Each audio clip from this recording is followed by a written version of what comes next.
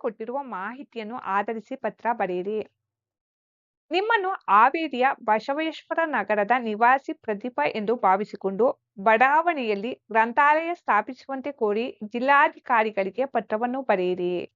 ಸ್ಥಳ ಹಾವೇರಿ. ದಿನಾಂಕ 23/10/2025. ಇವರಿಂದ ಪ್ರದೀಪ, ಬಸವೇಶ್ವರ ನಗರ, ಹಾವೇರಿ. ಇವರಿಗೆ ಮಾನ್ಯ ಜಿಲ್ಲಾಧಿಕಾರಿಗಳು, ಜಿಲ್ಲಾ ಅಧಿಕಾರಿಗಳ ಕಾರ್ಯಾಲಯ, ಹಾವೇರಿ.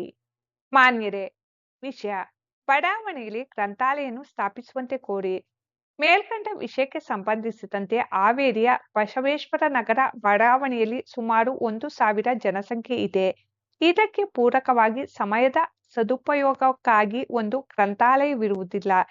ಇದರಿಂದಾಗಿ ವಿದ್ಯಾರ್ಥಿಗಳು, ಯುವಕರು, ಹಿರಿಯರು ಬಿಡುವಿನ ಸಮಯದಲ್ಲಿ ಅಲ್ಲಿ ಇಲ್ಲಿ ಕುಳಿತು ಹರಟೆ ಹೊಡೆಯುತ್ತಿದ್ದಾರೆ. ಇದನ್ನು ತಪ್ಪಿಸಲು ಎಲ್ಲರಿಗೂ ಅನುಕೂಲವಾಗುವಂತೆ ನಮ್ಮ ಬಡಾವಣೆಯಲ್ಲಿ ಗ್ರಂಥಾಲಯದ ಶಾಖೆ ಅಗತ್ಯವಿದೆ.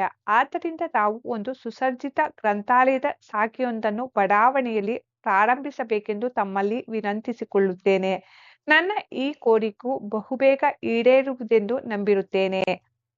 ವಂದನೆಗಳೊಂದಿಗೆ ತಮ್ಮ ವಿಶ್ವಾಸಿ ಪ್ರದೀಪ. ಬಡಾವಣೆಯ ಪ್ರಮುಖರ ಸಹಿಗಳಿವೆ.